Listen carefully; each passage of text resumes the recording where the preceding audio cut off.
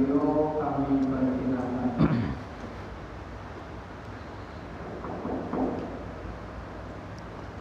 Assalamualaikum warahmatullahi wabarakatuh.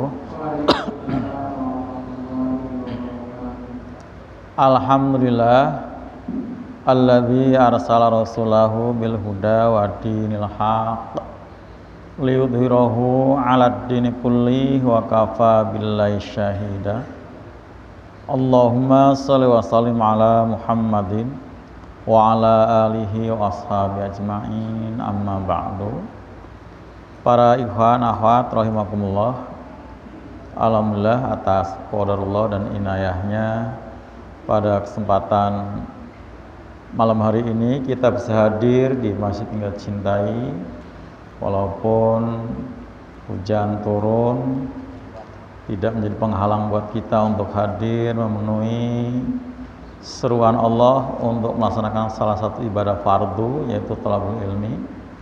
Semoga apa yang kita laksanakan, yang kita korbankan menjadi amal soleh buat kita, juga menjadi jalaran atau wasilah buat kita untuk mendapatkan ridho serta ampunannya Allah Subhanahu wa taala. Amin, Allahumma amin. Para ikhwan akhwat sekalian, atas qadar Allah juga kita sekarang oleh Allah dipertemukan ke tahun baru miladiyah 2024 setelah kita meninggalkan tahun yang lama, yang pastinya di sana juga banyak hal yang baik yang terlewatkan oleh kita, yang tidak kita laksanakan.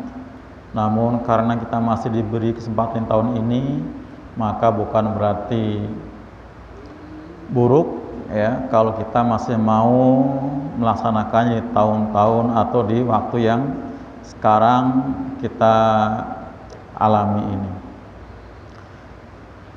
Para hamba sekalian, karenanya muhasabah juga menjadi sesuatu yang penting buat kita ya, agar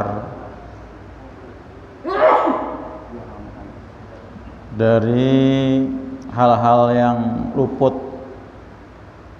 dari kita, dari yang baik-baik kita niatkan itu bisa terrealisasikan di tahun ini. Makanya perlu kita menambah semangat giroh ya, semangat giroh baru ya, agar tahun ini lebih baik pada tahun yang kemarin. Karena prinsip dalam Islam itu kata Nabi, hari ini harus lebih baik pada hari kemarin, hari esok harus lebih baik pada hari ini. Dan kita bersyukur pada Allah masih diberi kesempatan untuk memperbaiki hal yang luput, yang salah. Juga kita diberi kesempatan untuk menambah hal-hal yang masih kurang ya, ini merupakan nikmat sempat yang sangat luar biasa ya, harus kita terus syukuri.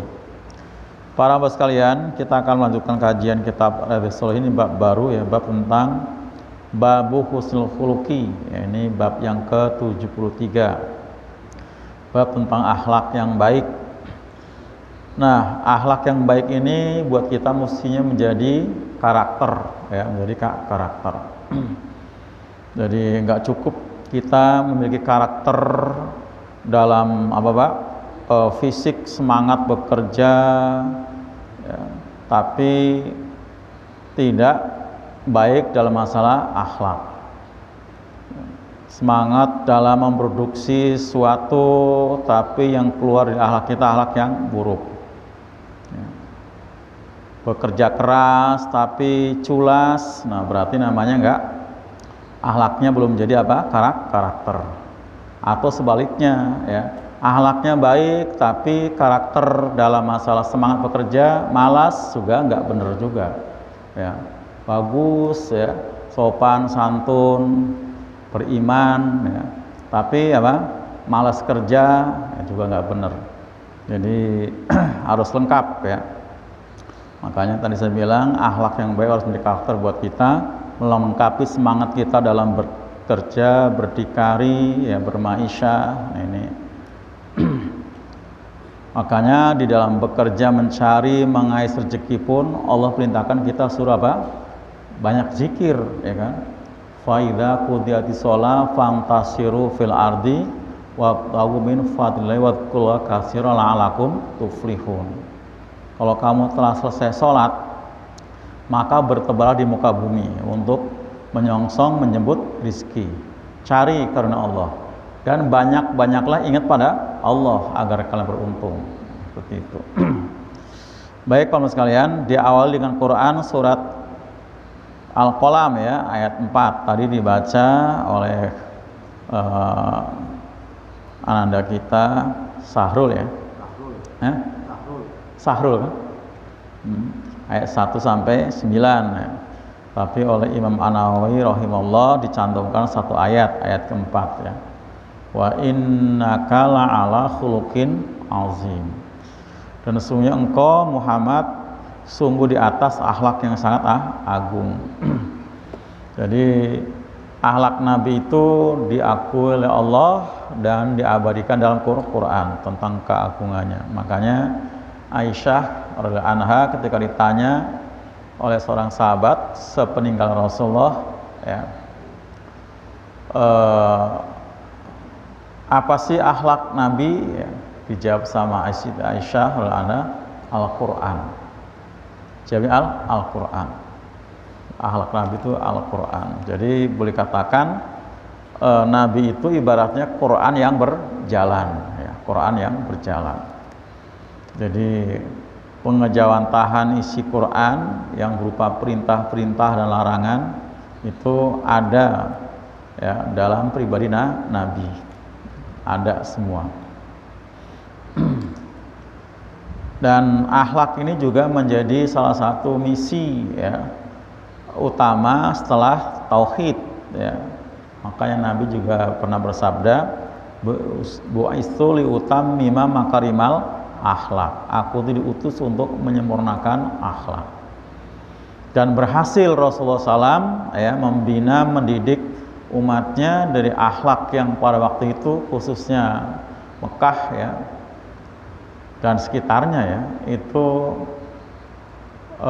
disebut atau dalam sejarah disebut dengan istilah masa jahiliyah, zaman kebodohan ya, istilahnya kebejatan moral, dekadensi moral itu sudah sampai ke titik 0 derajat ya. Bagaimana tidak ya, kalau seorang ayah sampai tega mengubur anak perempuannya hidup, mengubur anak perempuan hidup, dibunuh dulu saja kecil gitu ya, ini masih hidup di kubur. Nah, kebayangkan Pak, kita ngeliat ayam disembelih aja waktu ngelepar-ngelepar kayaknya nggak tega gitu kan. Belum lagi dari sisi kehidupan yang lain, masalah berekonomi ya. Mereka menggunakan ekonomi yang ribawi, rentenir. Belum lagi dari masalah makanan minuman, mereka biasa mengkonsumsi minuman keras. Kemudian perang antara suku yang terus berkepanjangan, saling balas dendam dan lain sebagainya. Nah, puncaknya adalah mereka melakukan praktek kemusyrikan ya, patung dipajang di mana-mana ya, di sekitar tanah suci ya, di Bukit Marwa, di sekitar Ka'bah ya, itu dikelilingi dengan patung-patung.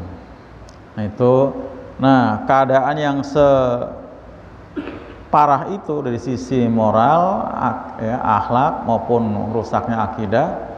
Nah, lewat Nabi dengan qadarullah kemudian semua berubah ya, menjadi satu negeri yang sangat kondusif ya, dan klimaksnya terjadi pas Fathul Mekah ya.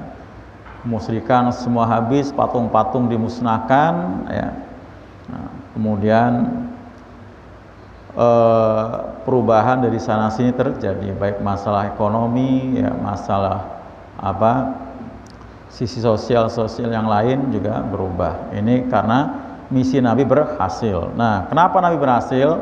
Karena Rasulullah SAW sendiri sudah memiliki pribadi yang agung, akhlak yang agung tadi. Wa innaka la'ala khuluqin azim. Dan ini dimiliki sama Nabi sebelum Nabi diangkat, dinobatkan jadi Nabi. Sudah terkenal sebagai orang yang amanah, yang syidik, ya Pak, yang fatonah, yang tablik itu. Dan gelar-gelar itu sudah Nabi dapatkan jadi sebelum jadi Nabi, dan itu digelarkan secara aklamasi oleh orang-orang Arab pada waktu itu. Ya.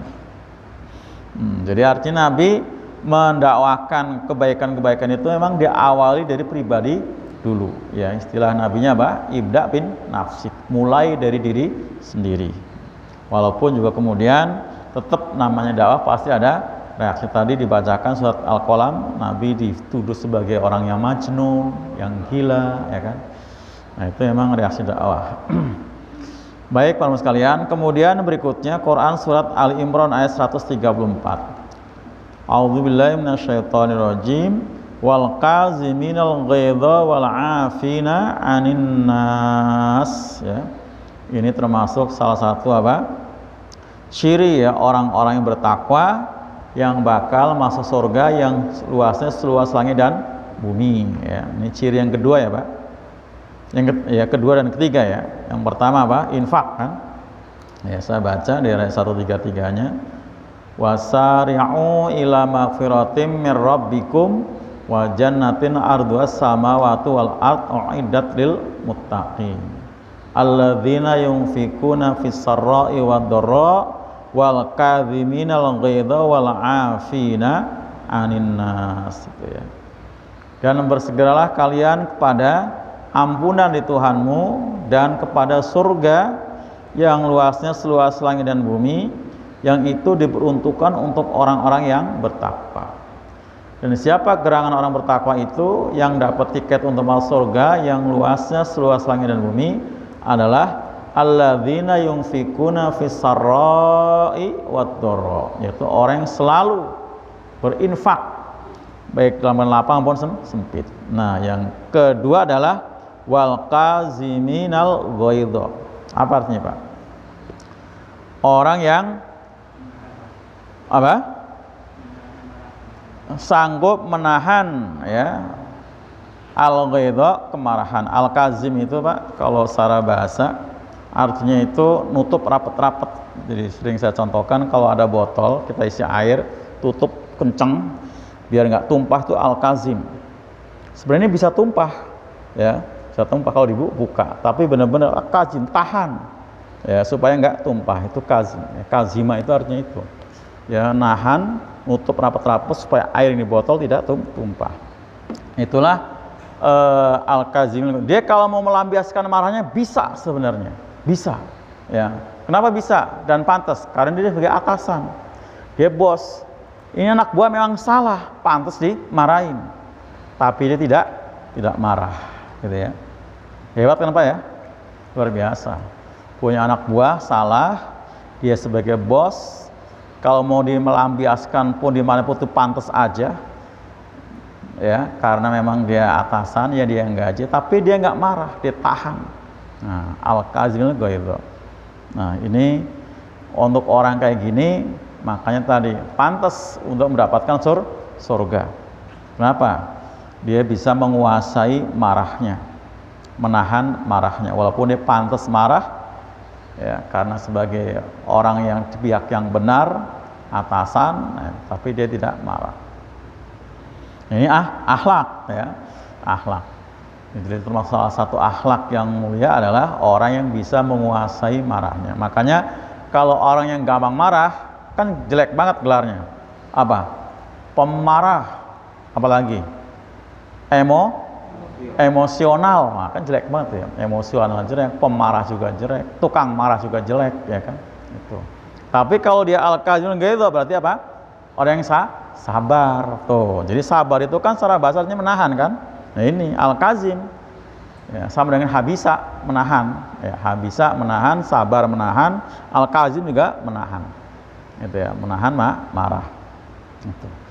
Nah, inilah orang yang hebat kata Nabi, orang yang kuat. Laisa syadidu bisur'ah, innama syadidu alladzi yamliku nafsahu indal ghadab.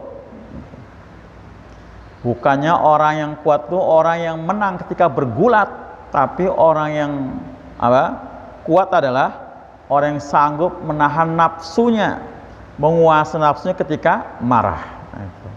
Disanggup menahan, menguasai nafsunya ketika Nah, itulah hakikat orang yang kuat. Karena banyak ya pegulat, ya petinju, karateka, ya disebut apa orang yang hebat ketika dia menang ketika bertanding. Tapi belum cukup itu dikatakan sebagai orang yang kuat kalau dia masih emosional, masih tukang marah, main senggol, tabok senggol bacok, ya itu namanya mah bukan jagoan itu ya, cukup jagoan bukan jagoan. Kemudian yang lebih hebat lagi apa? Ya, orang salah mampu marah tapi tidak marah. Kemudian yang hebat lagi wal afina aninas. Sudah orang itu enggak dimarahin, malah dimaafkan. Ya. Sudah orang itu enggak dimarahin, paling kan salah sama kita. Dimarahin pun pantas sama kita, karena disalah. Tapi malah kita maafkan tanpa dipinta. Makan lagi takdir. Kenapa? Makan lagi. Apalagi itu. Nah itu berikutnya. Ya. Makan. Jadi mestinya seperti itu Bang Ade. Jadi ketika orang sudah memaafkan, nggak ada rasa lagi dendam, nggak ada lagi benci, nggak ada. Ya, nggak ada. Makanya kalau di Quran tuh kalau Allah tuh Ghafurur Rahimah. Allah Maha Pengampun lagi Maha Penyayang. Orang sudah diampuni masih disayang. Nah, kita biasanya kan nggak begitu. Ya saya maafin, tapi masih Lagi ya. ketemu masih melengos gitu ya. Jangan lagi-lagi ya. Nah, itu kan kalau kayak gitu berarti masih ngancam, Pak. Sekarang saya maafin, tapi besok jangan lagi-lagi ya. Masih ngancam namanya itu. Nah, mestinya kalau udah dimaafin berarti udah seperti nggak ada apa-apa. Waliun hamim. Kayak nggak ada pernah terjadi konflik, nggak pernah jadi clash. Kalau dimaafin, ya biasa aja. Nah, begitu datang ke masjid yang habis dimaafin, sholatnya di situ tuh. Di sana masih kosong. Kita pilih belah sono. Tuh masih ada tuh Pak, tuh masih di ganjelan tuh. Ya, belum klik tuh namanya. Padahal kan posisi belakang lebih baik kan Pak. Situ kosong.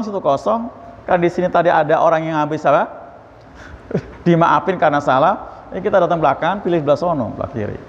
Berarti belum cair itu. Ya. Kalau cair nggak ada masalah. Loh iya. Dan kalau kita nempel Pak, nempel itu benar-benar tambah cair. Coba aja. Iya, nempel itu tambah cair. Maka nanti dibahas di sini bab tentang salaman. Kalau dua orang ketemu salaman, selama itu dosa-dosanya diampuni. Iya, salaman itu. Nggak main-main loh salaman itu. Sampai dipelajari dulu kan Bang Ade ya, kita pernah belajar public speaking ya. Public speaking itu salaman 7 detik itu luar biasa maknanya. Itu dipelajari sama mereka. 7 detik itu bisa ke kontak batin.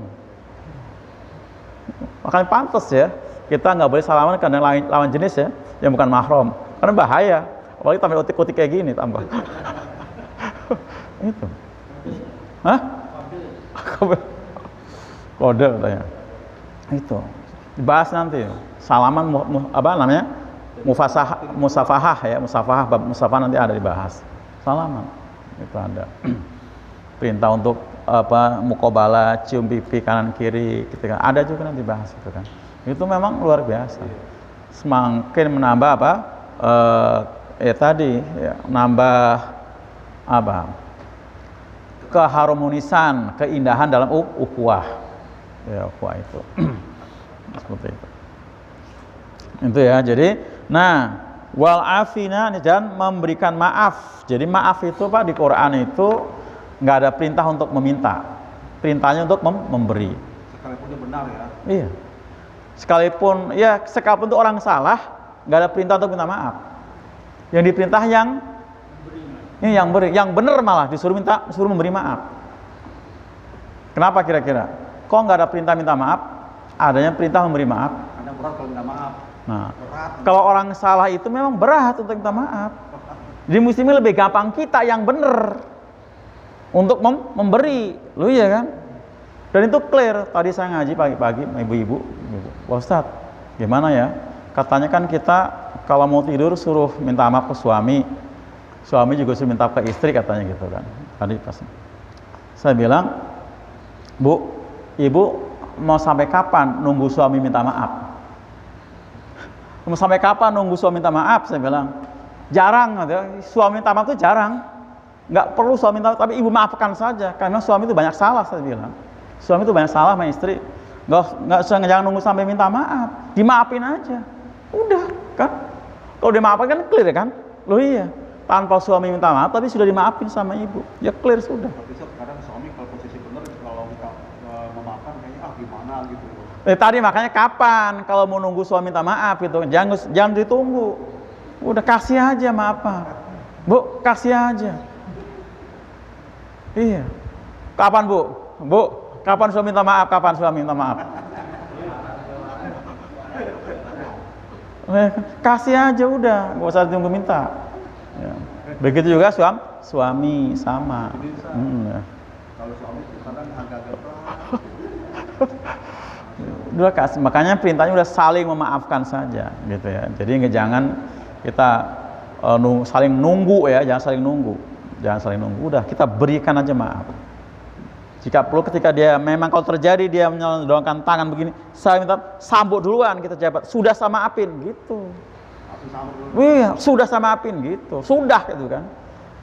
Padahal dia baru mau menjulurkan tangan, sudah sama maafin. Nah, seperti itu, sudah. Nah, ini ciri orang yang bertakwa, suka memberi maaf. Nah, jangan sampai yang kayak di sono ya.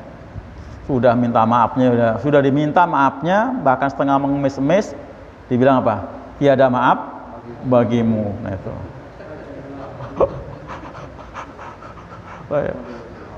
Ada kan? Gitu. Ada. Sampai saya bilang begini, sampai nggak mau memaafkan, kan ini hubungannya anak dengan orang tua. Jadi seolah anak itu salah banget, sampai bilang gini, pokoknya ibu haramkan air susu ibu buat kamu. Sampai segitunya. Itu kan ngeri banget saya bilang. Itu ngeri Pak. Ya dalam situasi seperti itu ya, mungkin saya belum bisa ngomong nanti gitu lagi. Tetap kan nggak boleh, harus dicabut kata-kata itu kan. Harus dicabut kan itu kata-kata itu kan, harus dicabut, nggak boleh. Harus dicabut itu kan. Nggak boleh orang tua seorang ibu ngomong seperti itu. Harus dicabut itu. Harus dicabut, nggak boleh. Iya jadi haram beneran kan? Haram beneran kan? Ya denger, masa nggak denger? Tapi artinya ya dalam keadaan marah soalnya kan ngomong seperti itu dalam keadaan marah. Ya kita harus berikan nasihat gitu ya. Harus nggak boleh seperti itu. Mestinya anak itu ya sebanyak apapun kesalahan harus dimaafkan oleh orang tua. Apalagi anak ke orang tua. Gitu. Atau misalnya kita sebagai anak merasa benar orang tua kita salah, tetap orang tua kita yang salah harus dimaafkan. Tanpa orang tua harus minta maaf. Malah praktek saya perhatikan lebih banyak orang tua minta maaf ke anak kadang-kadang. Iya kan? Bapak saya sering gitu. Iya kan? Maafin ayah ya. Kenapa Bu? Enggak kata Pak ada salah. Enggak apa-apa. Nah, jadi apalagi tadi anak ke orang tua ke anak, sudah pokoknya saling memberi aja. Ya, saling memberi aja. Karena kalau dihitung itu ya pasti anak yang banyak salah ke orang tua, pasti, ya kan? Pasti anak yang banyak salah ke orang tua. Orang kita ngomong aja nggak boleh, ya kan? Loh, ngomong aja kan nggak boleh. Loh, anak kan banyak salah ke orang tua. Itu. Jadi wal afina 'anin nas ya. Wallahu yuhibbul muhsinin, dan berikutnya Allah mencintai orang-orang yang berbuat baik. Nah itu Bang Adik tadi, sudah dia salah sama kita nggak ngomel, udah itu kita maafin, kemudian kita berbuat baik kepada dia. Dan tadi kata Bang Adik, ditraktir, dikasih gitu. Karena itu Allah menyukai orang-orang yang berbuat baik, muhsinin. Nah itu ya. Ini akhlak. Baik, sebelum ke hadisnya ada yang tanyakan? Nggak ada ya? Wa an Anasin, dan dari Anas bin Malik ya, maula Nabi, semoga Allah meridhoinya, qala berkata, karena Rasulullah adalah Rasulullah SAW ahsanan nas, sebaik-baik manusia. Ya, ini isim tafdil namanya Pak, sebaik-baik atau paling baik di antara manusia. Di antaranya itu karena ini bentuk mudhaf ilaih, dimanakan di antara atau dari boleh ya. Adalah Rasulullah SAW itu gitu artinya. Ahsanan nas, sebaik-baik di antara manusia. Jadi seluruh manusia yang ada, yang terbaiknya ya adalah Rasul dari segi khuluqon, akan akhlaknya. Gitu ya, muttafaqun alaih, Bukhari Muslim. Ini kesaksian Anas bin Malik yang 10 tahun melayani nyanturi Nabi ya, karena beliau sebagai maula. Bagaimana tidak ya? Nabi itu berbuat baik jangankan kepada sama muslim ya, yang umatnya, Pak, pada musuh saja yang mencela dan mencercanya, yang menghujat dan memfitnahnya, Nabi perlakukan dengan sebaik-baiknya. Nabi tidak membalas celaan dengan celaan. Para Nabi itu dihujat, dicela. Begitu si orang itu ketangkep waktu perang sebagai tawanan, Nabi nggak memaki-makinya, nggak melampiaskan dendamnya, tidak. Bahkan sahabat yang sewot, ya Rasulullah nih ketangkep nih si fulan, bagaimana kalau saya congkel giginya karena dia habis menghujat engkau? Kata Nabi, jangan. Jangan.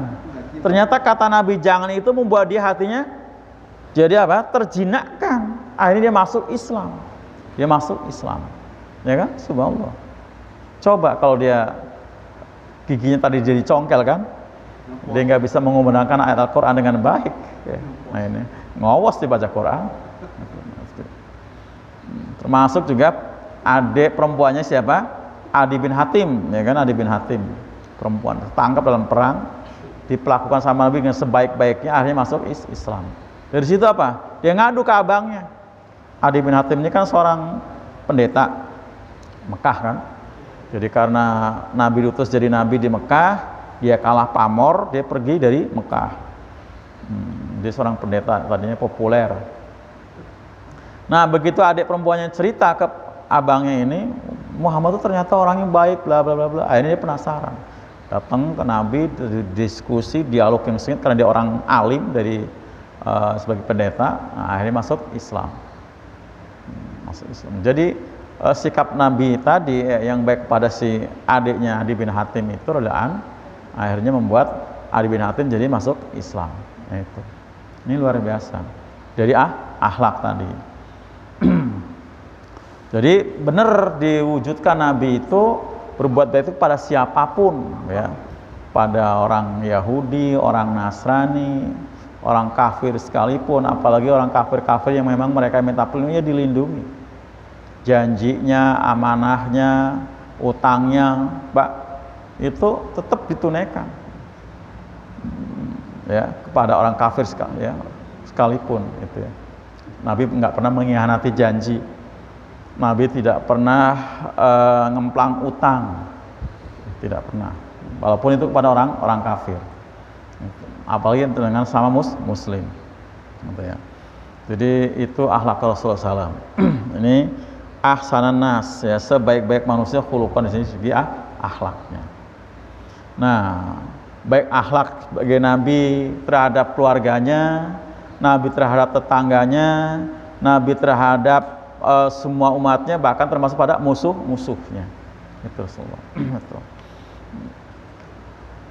Itu ya. Kita lanjutkan sekarang. Wa anhu, dan darinya masa dari Anas bin Malik, qala berkata, ma masastu di bajan, tidaklah aku menyentuh di bajan, ya, di bajan itu sutra, tapi sutra yang tebal. Wala hariron, dan tidak pula sutra yang halus, yang lembut. Alyana, itu lebih lembut ya, min kaffi Rasul, daripada telapak tangan Rasulullah SAW. Wala samamtu, dan tidak aku mencium raihatan, akan bau ya, qattu sama sekali, atyaba, yang lebih harum, lebih wangi, min raihati Rasul, pada baunya Rasulullah sallallahu alaihi wasallam. Walaqad khodamtu, dan sungguh aku telah membantu Rasulullah SAW asyrosin, selama 10 tahun ya, 10 tahun.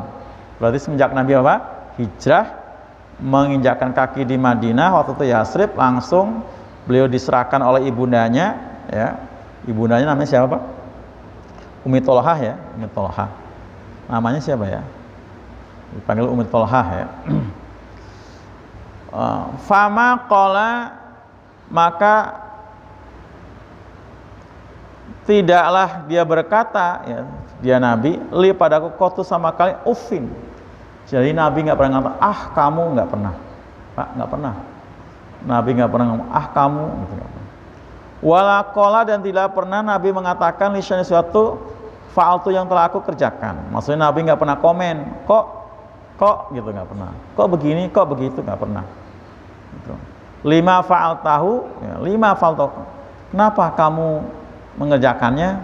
Jadi nggak pernah di komen, nggak pernah diprotes apapun yang dilakukan oleh Anas. Walali syai'in, dan tidak pula bagi suatu lam af'alu yang aku belum melaksanakannya. Kok kamu gitu, belum mau ngerjain ini, kamu belum ngerjain itu. Nah, padahal waktu itu Anas masih kecil, yang kadang-kadang kalau disuruh sama Nabi suka mampir dulu ke rumah, kadang main dulu gitu kan. Sempat kan ditanya sama Umi Tolha, kamu dari mana? Saya disuruh sama Rasulullah. Kamu disuruh apa? Oh enggak, ini rahasia. Ya udah, rahasia mah jangan itu ya. Jangan mampir dulu, cepet misalnya gitu. Gitu. Ini mah rahasia. Coba masih kecil disuruh apa? Membawa sesuatu yang sifatnya rahasia dan amanah. Anas bin Malik luar biasa kan. Enggak, ini mah rahasia. Itu usianya kira-kira berapa? Ya belum balik lah. Iya. Belum balik. Bisa mengatakan ini rahasia. Oh, ini mah rahasia. Padahal dia main-main dulu sama temennya gitu. Main-main dulu. Jiwa anak-anaknya ini ya. Timbul apa? Keluar gitu. Keluar tuh. Iya, asli ke anak-anaknya ada jiwa permainan. Mampir ke ibunya. Tapi udah temuwo, tahu temuwo nggak? Tahu nggak temuwo? Sok dewasa. Buktinya apa? Nyariin suami buat ibundanya yang janda. Tua bener. So tua. Nggak tanggung-tanggung. Abu Tolhah kan? Abu Tolhah orang kaya raya, pemuda yang kaya raya nyariinnya kan? Nggak tanggung-tanggung kan? Abu Tolhah gitu, Abu Tolhah. Datang lamar, kata Umi Tolhah, namanya siapa sih Umi Tolhah?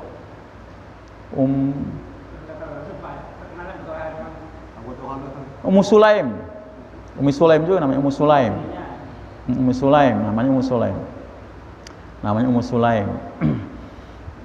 Nah, datang dilamar, kata Ummu Sulaim atau Ummu Tolhah,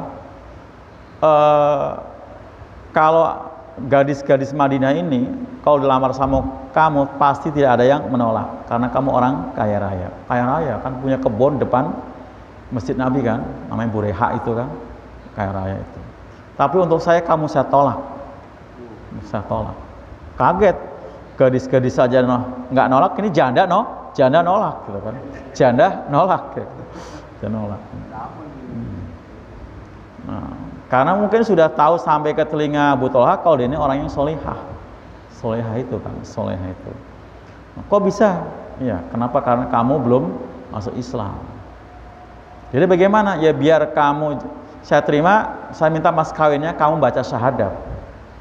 Tuh, baca syahadat, baru dia baca syahadat, masuk Islam, baru itu dia nih nikah.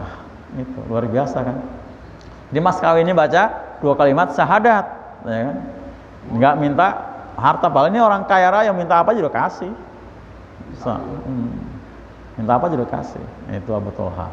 Luar biasa, terkenal sabarnya luar biasa. Siapa tadi? Ummu Tolhah itu. Anaknya mati, suaminya datang nggak dikasih tahu, dilayanin dulu, dandan secantik-cantiknya sampai suaminya mau gauli, tidur bareng, kasih makan. Anaknya meninggal. Gimana anak kita? Kan waktu pergi kan anaknya sakit. Anak kita sekarang lagi dilakukan anteng, lebih anteng daripada kemarin. Lebih anteng daripada kemarin. Iya, orang mati. Lalu di pojok. Pesan ke saudara-saudaranya, jangan ada yang ngasih tahu kalau anaknya mati nanti kalau dia datang, kalau suamiku datang, biar saya ngasih tahu. Sabar saatnya. Wah, luar biasa. Coba kalau mak-mak sekarang. Nangis gulung. Tasis taruh semua udah. Itu. Waduh, sabar bener ya. Iya kan? Nggak boleh ada yang ngasih tahu ke suaminya kecuali saya. Dilayanin dulu. Ya, kasih makan yang enak, didandan cantiknya, kemudian ajak hubungan badan, udah selesai baru nanya. Nanya pun diplomatis. Wahai Abu Thalha, kalau ada orang nitip barang, kemudian yang nitip mau ngambil, kira-kira boleh nggak? Ya bolehlah, orang yang punya gitu kan. Nah sekarang titipan kepada kita sudah diambil sama yang punya, baru dong tuh, oh ternyata anaknya meninggal. Kok saya sudah keringetan kayak gini baru kamu ngasih tahu gitu kan, nggak tadi gitu kan. Itu akhirnya dia sendiri yang menguburkan. Besok datang ke Nabi, didoain ya. Nabi nanya, apakah tadi malam kamu melaksanakan seperti pengantin baru? Iya, didoain semoga pengantin barunya bisa mendapat anugerah seorang anak. Ternyata bener hamil ya kan, hamil dan seterusnya gitu ya. Dan anaknya yang namanya Abdullah itu menjadi hafiz Quran. Jadi Abdullah punya anak 9 laki semua hafiz Quran semua. Hafiz Quran semua. Itu Ummu Thalhah. Nah ini Anas bin Malik, dia temuo tadi Pak. Apa itu temuo? Sok tua. Tuh, nyariin suami buat ayahnya, buat ibunya. Jadi Anasnya yatim berarti ya, yatim waktu itu. Nah, usiaku 10 tahun. Jadi dia selama 10 tahun membantu Nabi, fama qalali qatu ya. Maka tidak pernah Nabi berkata padaku sama sekali, kamu, enggak pernah. Wala qalali sayin fa'altuhu lima fa'altahu. Enggak pernah Nabi komen, kenapa kamu berbuat seperti ini? Ya.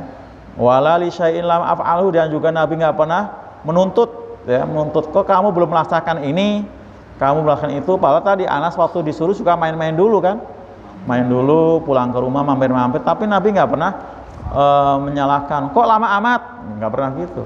Masya Allah ya, nggak pernah, kok lama amat, nggak pernah itu. Ala fa'alta kada, ya, kenapa kamu nggak berbuat seperti ini gitu ya. Jadi nggak pernah komen, Nabi nggak pernah memprotes, nggak pernah menyalahkan, nggak pernah menuntut. Ya, muttafaqun alaih, Bukhari Muslim. Ini keterangan seorang Anas bin Malik, betapa Rasul itu akhlaknya, kebaikannya benar-benar luar dalam, ya, luar dalam semuanya itu Nabi itu. Semuanya, karena memang ya sudah dipersiapkan sedemikian rupa oleh Allah Subhanahu wa taala ya. Hatinya sudah dicuci bersih, sudah enggak ada, hatinya udah putih Nabi itu ya, karena dicuci. 2 kali kan dicuci kan? Gitu. 2 kali. Jadi enggak ada sifat dendam di diri Nabi, enggak ada hasad, apalagi sombong, enggak ada. Dendam juga enggak ada, padahal musuhnya banyak. Musuhnya banyak kan Nabi kan? Tapi nggak pernah dendam sama musuh, nggak pernah dendam sama musuh. Yang pengemis Yahudi yang di Sofia sama itu bener kan? Ya benar itulah, benar. Pengemis buta. Bukan pengemis sih sebutnya sih. Apa Yahudi tua gitu kan? Iya, yang buta itu. Suapin. Buta. Ya benar itu. Benar itu. Sampai segitunya ya sih.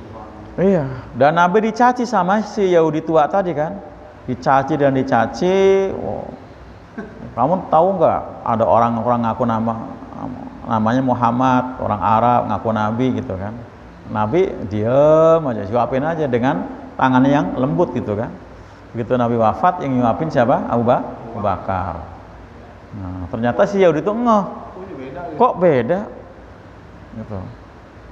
Kata Abu Bakar, nenek tahu nggak yang nyuapin ke kamu itu waktu itulah Muhammad Rasulullah yang engkau cela itu, baru langsung Islam kan jadinya kan. Jadi seperti itu ternyata. Jadi kebaikan-kebaikan kita itu pasti bermanfaat. Cuman kapannya itu kita nggak tahu. Fadzakir ina fatiz zikro, gitu kan. Beri peringatan bakal bermanfaat. Cuman kita nggak tahu kapan manfaatnya. Bisa jadi setelah kita mati, ya kan? Setelah kita mati. Makanya tenang aja Bang Ade. Kita ngomong terus tuh ngoceh di mana? Di Al-Furqan tuh ya. Ali Imran disampaikan, An-Nisa 59 dibahas aja. Tapi nggak ada yang merespon gitu, gimana gitu.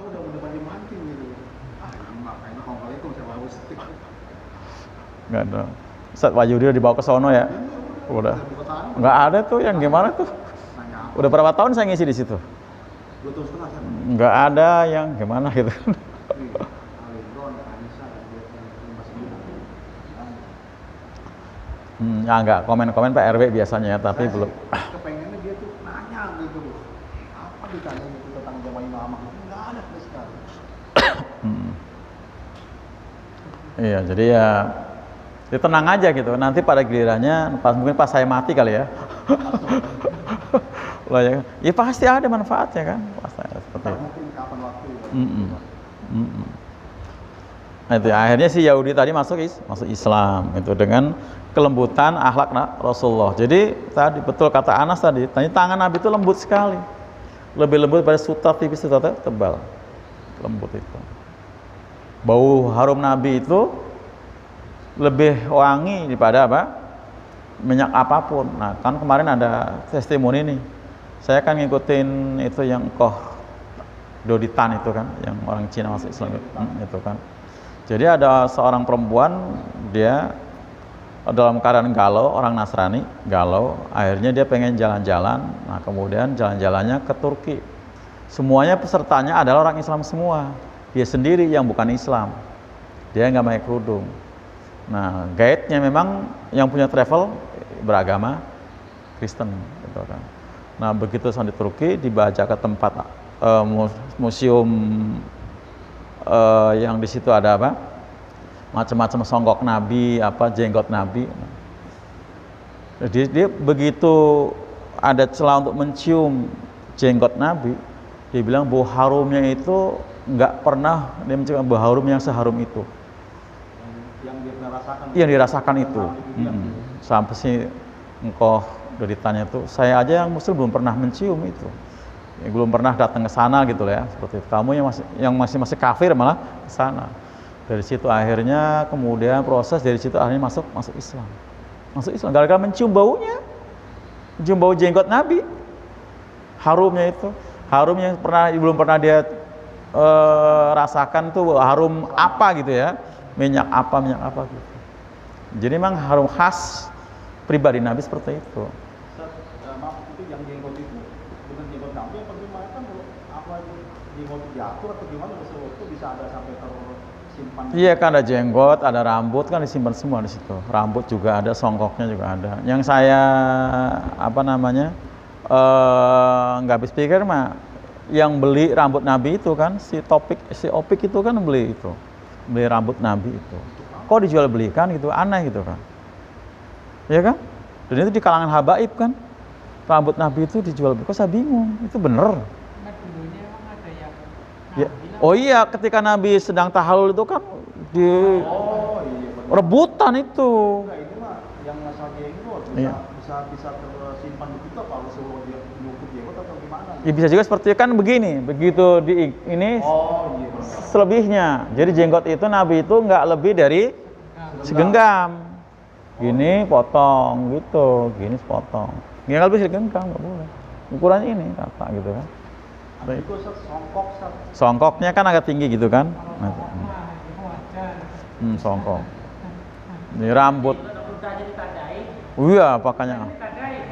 Kalau pagi-pagi mereka itu membawa air buat wudu Nabi, nanti sisanya rebutan biasa. Ya, tabaruk lah ya, buat tabaruk. Jadi memang satu-satunya buat Nabi saja, buat Nabi saja. Iya, buat Nabi saja. Tabaruk termasuk tuh. Makanya kalau punya anak kayak tadi tuh, Umi Tolhah, begitu tadi hamil kan, kemudian pas, memang kan sahabat Nabi yang perempuan ini, Umi Tolhah kan sahabat Nabi. Nabi kan punya sahabat bukan laki-laki doang, sama perempuan, termasuk salah satunya adalah Umi Tolhah. Nabi safar, diikut safar suami istri dengan Umi Tolhah, begitu mau pulang, dalam hamil tua kan, kemudian pendarahan, habis pendarahan dia akhirnya tertinggal dari rombongan. Kemudian doa, Abi Tolhah doanya dikabulkan, ya akhirnya perut yang mulus tadi nggak jadi. Kemudian akhirnya sampai bisa masuk ke Madinah dan melahirkan. Nah begitu melahirkan, bilang ke Anas nih adik kamu, ya besok dibawa ke Nabi. Jangan boleh ada yang netain sebelum dibawa ke Nabi. Lahirnya malam, nggak ditetain itu. Ya tahnik namanya, tahnik gitu. Nah, sama Anas ya, adik tiri ini kan? Ya adik tiri ya itu ya. Iya. Adik tiri ya, adik tiri. Dibawa ke Nabi, kata Nabi, dibawain apa nih? Korma. Nah, korma dikunyah sama Nabi, kunyah halus. Kemudian tahnik itu diolesin ke seluruh mulut, Pak. Jadi lak-lakannya, semua lidahnya diolesin semua. Diolesin semua. Dan Nabi ngasih namanya Abdullah.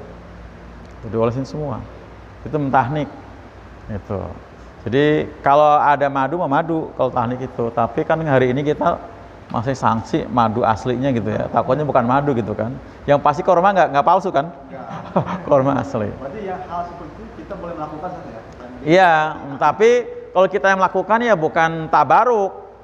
Tabaruk kan kepada Nabi kan. Nah ini mah hanya sekedar ngikutin kalau Nah kalau kita lakukan berarti kaitannya dengan masalah kesehatan. Karena emang tuh jadi sehat. benar. Sehat, jadi sehat itu. Jadi sehat itu. Jadi seluruhnya Oh semua dikunyah halus. Nabi kan kunyah halus. Kemudian diputerin semua isi mulutnya. Tahnik itu sebelum net. Dikunyah, hasil kunyahannya dimasukkan. Nabi kan ngunyah berapa kali? ya anjir kalau 20 berapa gitu kan? 20-an kali lebih loh Nabi ngunyah itu. Semua makanan Nabi itu ngunyahnya itu. Wah kita mah nggak sabar. Nah, itu udah halus banget. Halus banget. Tahnik itu ada sunnah.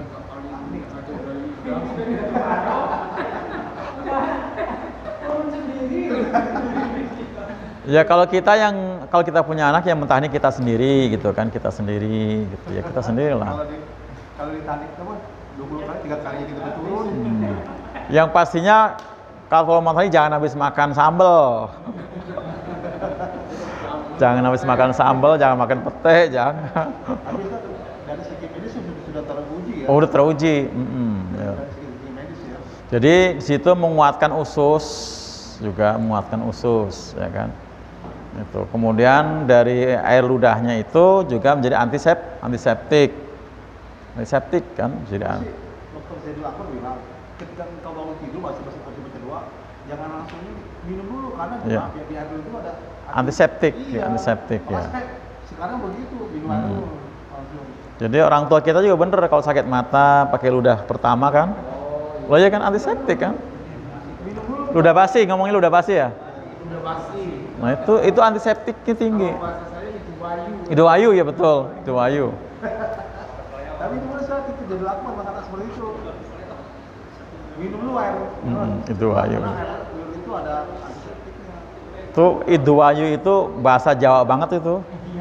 Saya sendiri tuh masih anak-anak nggak ngerti. Jadi saya tuh ini cerita ya. Begitu saya bangun tidur, ibu saya pulang dari ladang, saya minta sarapan. Kata emak saya, aku aja nggak sarapan, cuma sarapan itu wayu. Aku minta itu wayu itu, nangis saya tuh. Itu apa gitu ya? Saya minta itu.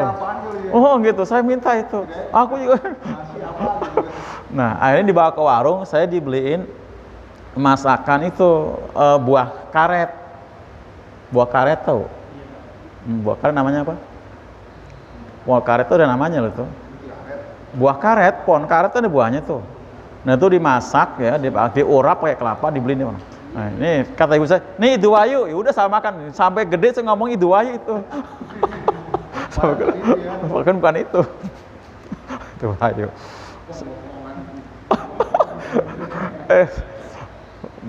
Karena itu bahasanya Jawa banget, kita masih belum ini. Belum. Tanya kan kalau itu kan tahu itu, tapi kalau wayunya itu nggak tahu. Itu udah denger lagi tuh kan, itu wayu. Iya kan, itu wayu. Ada aja itu. Cukup ya, masih dulu ya. Demikian, Assalamualaikum warahmatullahi wabarakatuh. Itu saya nangis gulung komeng.